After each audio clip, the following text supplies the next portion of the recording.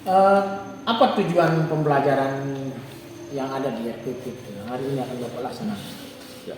Baik, jadi tujuan pembelajaran sebagaimana yang sudah saya tuangkan di dalam bentuk RPP, yang pertama adalah siswa atau bagaimana siswa mampu memahami ya bentuk-bentuk ancaman yang pernah dialami oleh bangsa Indonesia dalam berbagai bidang, ya, dalam berbagai bidang, baik dalam bidang ideologi, politik, ekonomi, sosial budaya, pertahanan dan keamanan. Terus area pengembangan yang hendak dicapai apa? Jadi area pengembangan dalam materi ini atau dalam pertemuan kita pembelajaran tentang memahami ancaman dalam di wilayah Indonesia, yang pertama adalah bagaimana siswa dapat memahami atau juga bisa menjelaskan bentuk-bentuk ancaman yang pernah dialami oleh bangsa Indonesia sejak Indonesia merdeka. Kalau area pengembangan yang hendak dicapai indikatornya apa? Indikator ya, jadi tadi seperti yang saya sampaikan bahwa indikatornya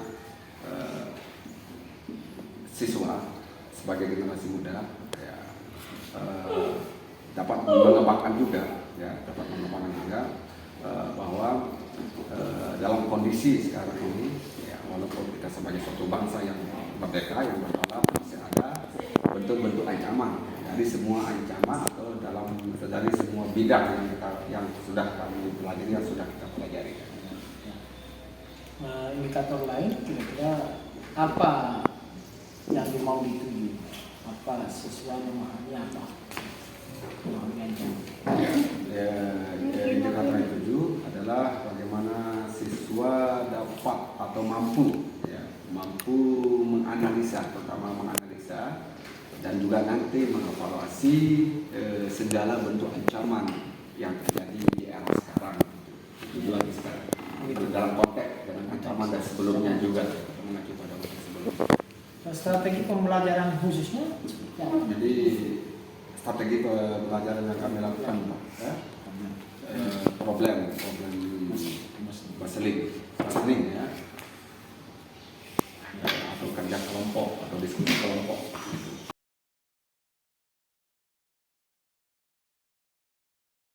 Kita absen dulu. Aulia Mulyasi, kemudian Desi Mulyani. Baik anak-anakku, bagaimana kabarnya hari ini, siang hari ini? Alhamdulillah. Terima kasih. Jadi selanjutnya sekarang kita kembali lagi sampaikan bahwa kita lanjutkan materi kita yang tidak tuntas atau selesai minggu kemarin berkaitan dengan aspek-aspek yang dihadapi oleh bangsa Indonesia dalam berbagai ancaman, bukan hanya Indonesia tetapi hampir di seluruh negara di dunia ini. Gitu ya. Minggu kemarin kita sudah sampai ke aspek atau di bidang politiknya, sekarang kita lanjutkan lagi ke dalam bidang politik. Nah, kemudian nanti dilanjutkan dalam bidang ekonomi, kemudian sosial budaya, dan yang terakhir adalah pertahanan dan keamanan. Kali ini kita coba diskusi, ya, di mana dalam materi kita bahas ini Bapak membagi menjadi 4 kelompok. 4 kelompok karena kita berbicara 4 bidang. Oke, anak-anakku silakan membentuk kelompok. Sini satu biar ke atas.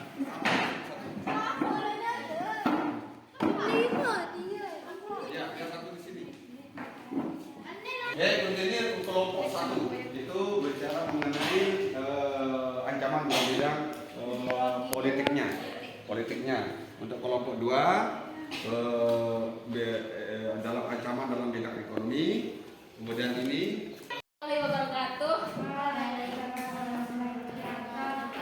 kami dari kelompok 3 akan mempresentasikan tentang gerakan bidang politik. Ancaman di bidang politik dapat dilihat dari gerakan separatis. Gerakan separatis atau separatisme adalah kegiatan yang dilakukan oleh sekelompok masyarakat di Indonesia yang ingin memisahkan dari negara Indonesia. Kelompok-kelompok separatis telah melakukan berbagai aksi di beberapa wilayah negara Kesatuan Republik Indonesia. Jangan ketawa ya. Baik, silahkan. Apa saja bentuk ancaman lain selain yang disebut tadi? Bentuk-bentuk ancaman yang selain saya bacakan tadi adalah organisasi Papua Merdeka. Demikian presentasi kami kali ini. Saya mengucapkan terima kasih. Assalamualaikum warahmatullahi wabarakatuh. Waalaikumsalam. Anak-anakku semuanya, terima kasih kita sampaikan kepada teman kita yang sudah menyampaikan hasil diskusinya tadi. Untuk itu Bapak kembali merefleksi ya, bentuk ancaman, ya, mempertegas kembali bentuk ancaman yang dialami oleh bangsa Indonesia bukan hanya dari awal kemerdekaan, tapi sampai saat ini masih ada bentuk-bentuk ancaman yang dihadapi oleh bangsa Indonesia. Salah satunya dalam bidang politik, misalnya tadi sudah disampaikan organisasi Papua Merdeka sampai sekarang ini yang terjadi. Kemudian selanjutnya sebelumnya juga pernah gerakan Aceh yang merdeka, di mana masyarakat Aceh atau adanya gerakan-gerakan atau kelompok masyarakat Aceh yang ingin lepas dari wilayah NKRI. Mungkin sebagai tambahan ya dari Bapak, karena ancaman itu bukan bentuk ancaman itu tidak selamanya hilang begitu saja, tapi kita tidak bisa menghadapi ancaman yang suatu saat bisa muncul ya, disebabkan oleh banyak faktor. Nanti kita bicara lebih lanjut ke kelompok diskusi lainnya masalah ekonominya, ancaman ekonominya.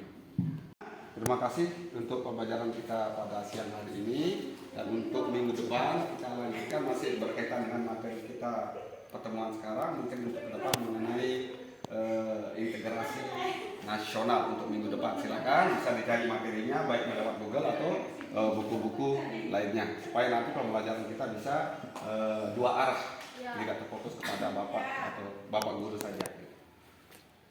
Oke, kita tutup untuk pertemuan kita ini. Wabillahi taufiq wal hidayah. Assalamualaikum warahmatullahi wabarakatuh.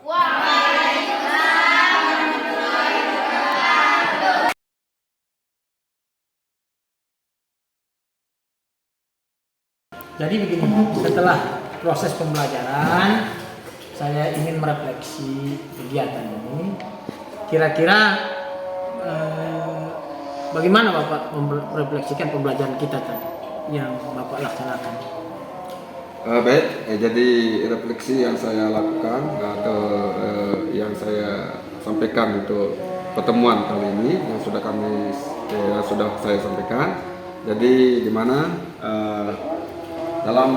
selama pembelajaran yang sudah saya persiapkan, jadi dapat saya melihat ya belum adanya atau belum siswa belum bisa atau belum memahami bentuk-bentuk lain ancaman terutama yang terjadi saat ini, gitu ya, dan kondisi yang terjadi saat ini.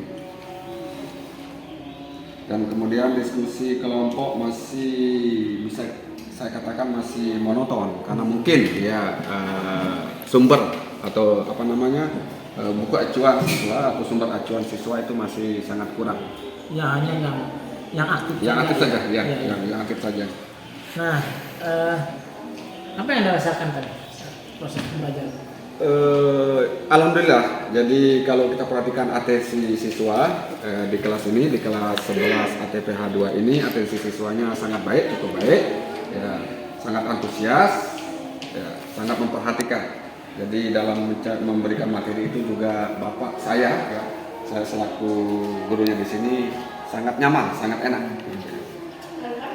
Rencana Anda mengatasi masalah yang siswa yang kurang aktif itu seperti apa?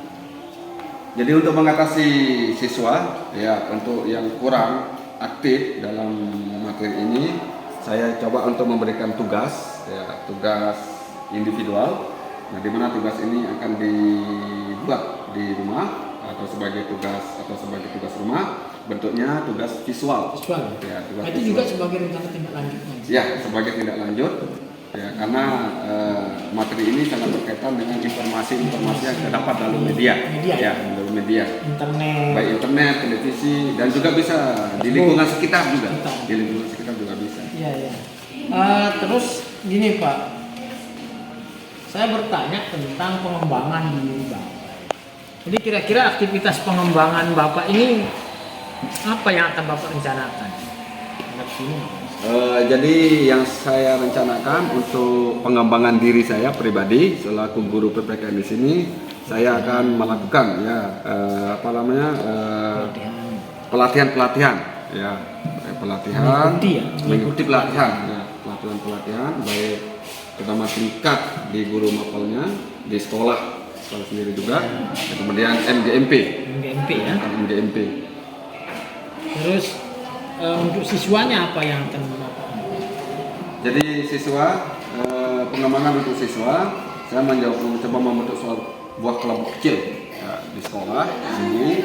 Apakah itu kita ngambil berdasarkan jurusan atau nanti sifatnya heterogen, atau bisa juga nanti kita rencanakan mungkin dengan menggunakan OSIS ya, dengan membentuk kelompok PPKN yang khusus nanti mempelajari atau mencoba menganalisa ya, dan kelompok kecil ini yang berkaitan dengan materi ancaman terhadap integrasi nasional. Ya. Saya pikir itu hari ini. Terima kasih. Ya. Kita yang terima kasih. Iya, saya juga mendapatkan informasi masukan ya, apa saja kekurangan saya, apa yang saya lakukan. Itu yang harus kita evaluasi. Iya, kita evaluasi. Oke, terima kasih. Iya.